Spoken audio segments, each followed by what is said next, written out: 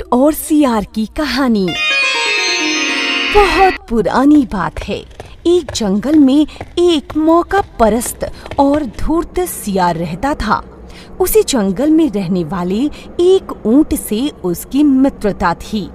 दोनों रोज नदी किनारे मिलते और ढेर सारी बातें किया करते थे।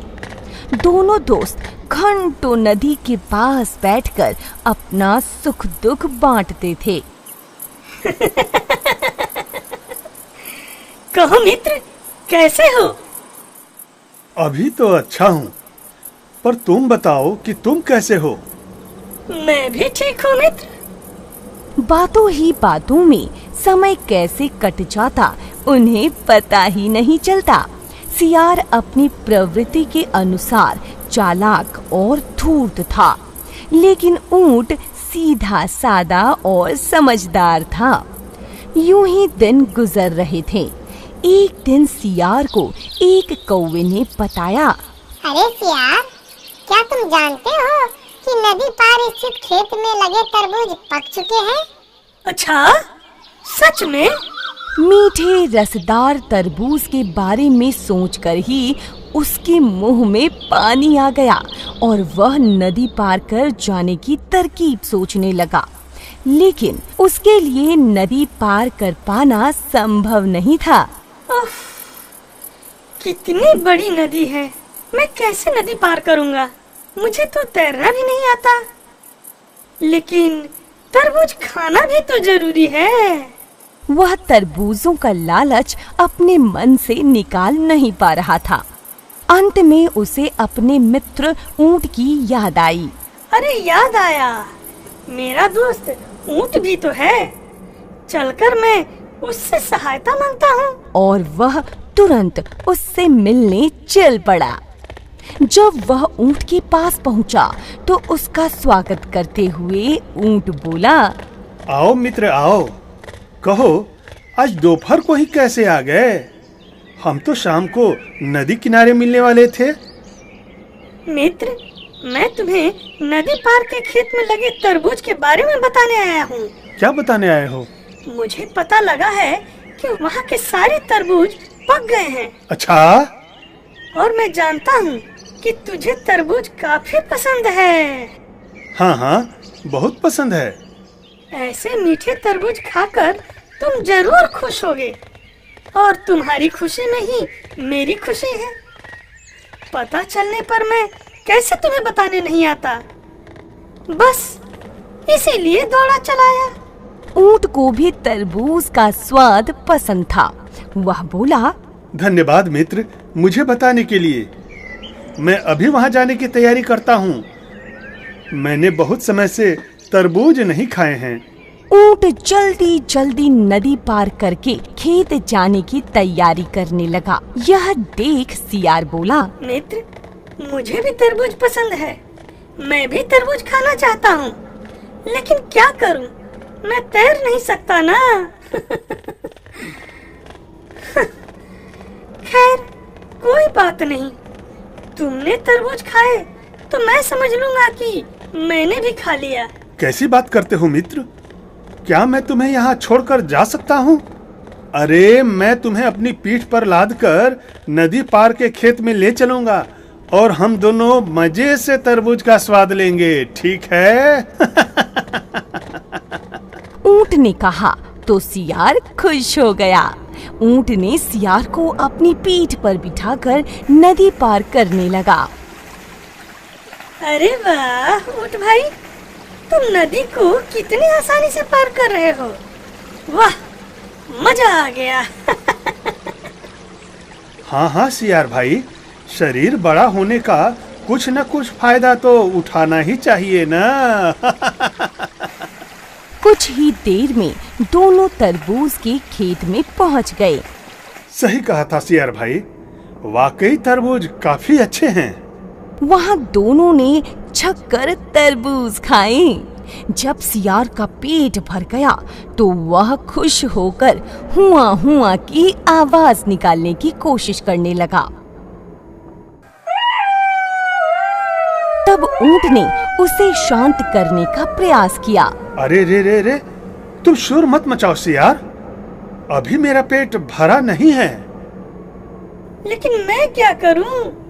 और मुझे अब रहा नहीं जा रहा है, क्योंकि मेरा पेट तो भर चुका है।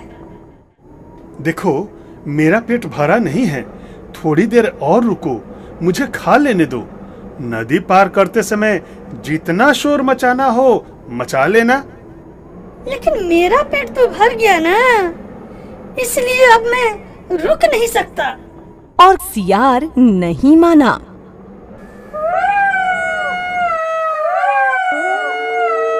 सियार की आवाज खेत के कुछ दूरी पर रहने वाले किसान के कानों में पड़ गई।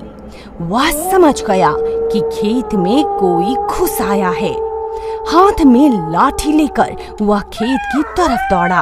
अरे अरे कौन है मेरे खेत में? अभी आ रहा हूँ। दूर से किसान को देखकर सियार पहले ही भागकर एक पेड़ के पीछे छुप गया था, लेकिन अपने विशाल शरीर के कारण ऊंट के लिए कहीं छिपना संभव नहीं था, इसीलिए वह वहीं खड़ा रह गया। अपने खेत में ऊंट को देखकर किसान आग बबूला हो गया। अरे इस ऊंट ने तो मेरा सारा खेत बर्बाद कर दिया, अभी बताता हूँ इसे। और किसान ने लाठी से पीटना शुरू कर दिया और पीटते पीटते खेत से बाहर खदेड़ दिया। अब कभी मेरे खेत में आने का साहस मत करना शैतान। ऐसी जबरदस्त धुनाई के बाद बेचारा ऊंट दर्द से कराहते हुए खेत के बाहर खड़ा था। मामला शांत होने पर पेड़ के पीछे छुपा सियार चुपके से खेत से निकलकर उसके पास आ गया। सियार को देखकर ऊंट ने गुस्से में पूछा, अरे सियार, जब तुमने तरबूज खा लिया तो इतना ज्यादा शोर मचाने की क्या जरूरत थी? तुम्हारे चिल्लाने की आवाज सुनकर ही वह किसान मेरे पास आ गया और मेरी पिटाई करने लगा, और ये सब सिर्फ तुम्हारे कारण ही हुआ। तब सियार ने कहा, ऊंट भैया, माफ कर दो, मेरी वजह से तुम्हें मार पड़ गई। अरे जब मैं तरबूज खा रहा था तो मेरा पेट पहले भर गया था यार, और जब मेरा पेट भर जाता है तो जब तक मैं हुआ की आवाज ना निकालूं मेरा खाना ही नहीं पचता। लेकिन मेरा पेट तो भरा नहीं था ना, और तुम अपने भोजन पचाने की चिंता करने लगे। क्या तुम्हें मेरी दोस्ती का जरा भी ख्याल नहीं आया?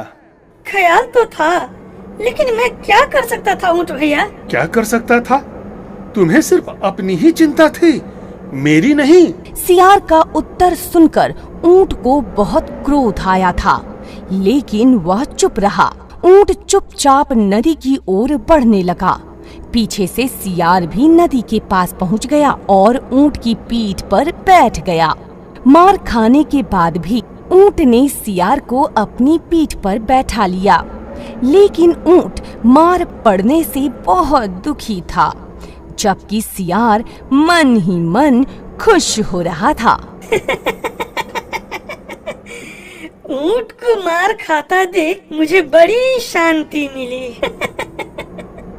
अरे कभी कभी ऐसे दिन भी देखने चाहिए। मैं तो बच गया ना मार खाने से।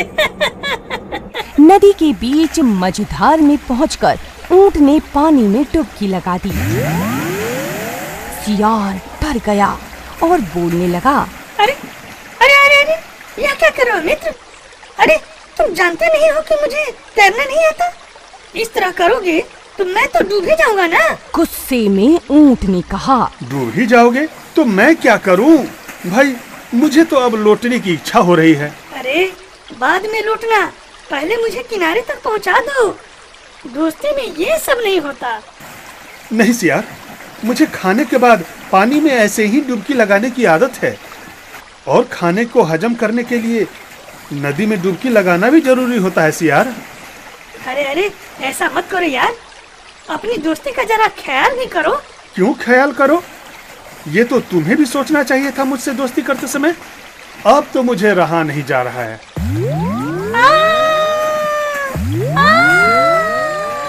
अब सियार को समझ आ गया कि ऊंट उसके किए का बदला ले रहा है, लेकिन अब बहुत देर हो चुकी थी, क्योंकि ऊंट पहले भी सियार से कई बार धोखा खा चुका था।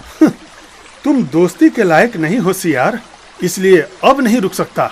और कुछ ही देर में ऊंट सियार को सबक सिखाने के लिए बीच नदी में बैठ गया।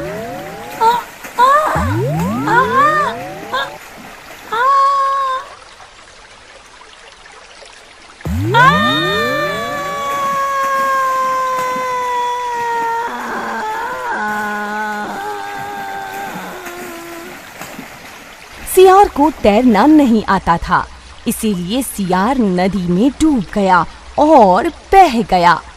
फिर ऊंट ने बहुत आसानी से नदी को पार कर लिया। आज ऊंट ने सियार को उसके करने की सजा दे दी थी। इस कहानी से यह सीख मिलती है कि किसी के साथ बुरा करने का नतीजा खुद के लिए भी बुरा ही होता है। जो बोओगे वही काटोगे, यानी आप दूसरों के साथ जैसा व्यवहार करेंगे, वे भी आपके साथ वैसा ही व्यवहार करेंगे। साथ ही यह कहानी सिखाती है कि अगर कोई सिर्फ आपका फायदा उठाता है और तकलीफ में आपका साथ नहीं देता, तो बहुत अच्छा बने रहने का कोई फायदा नहीं है। जैसे को तैसा की नीति अपनानी चाहिए और स्वार्थी व धूर्तों को उनके किए का सबक सिखाना ही चाहिए।